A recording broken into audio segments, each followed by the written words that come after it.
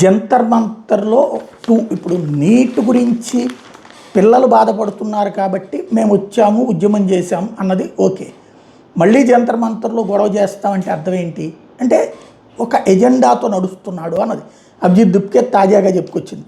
దేశ రాజధానిలో జంతర్ మంతర్ దగ్గర 36 రోజుల పాటు ఆందోళన నిర్వహించిన కాక్రోజ్ జనతా పార్టీ మరో నిరసనకు సిద్ధమవుతోంది. ఈసారి విద్యా ప్రజా సమస్యలపై దృష్టి పెడుతూ దేశవ్యాప్తంగా ప్రజల మాట విందాం యాత్రను చేపట్టబోతున్నట్టు ప్రకటించింది.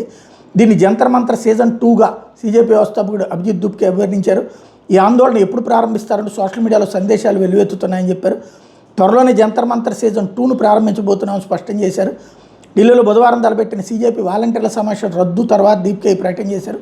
బీజేపీ ఒత్తిడితోనే భేటీ నిర్వహించాల్సిన నారాయణలోని సమావేశ మందిరం బుకింగ్ చివరి నిమిషంలో రద్దు చేశారంటూ ఆరోపించారు. మరోవైపు నకిలీ న్యాయవాదులు, బూటకపు లా డిగ్రీలు, సీజేపీతో అనుసంధానమైన వ్యక్తుల కార్యకలాపాల మీద దర్యాప్తు జరిపించాలని కోరుతూ దాఖలైన పిటిషన్ మీద కేంద్రం, సిబిఐ, బార్ కౌన్సిల్ ఆఫ్ ఇండియాలకు స్పందనకి సుప్రీంకోర్టు ఆదేశించింది. న్యాయవాది రాజా చౌదరి ఈ పిటిషన్ దాఖలు చేయడంతో పాటు CJ justice Suryakant, justice Joymalya Bagchi, justice V Mohana ధర్మాసనం ముందు హాజరై వాదనలు కూడా వినిపించారు.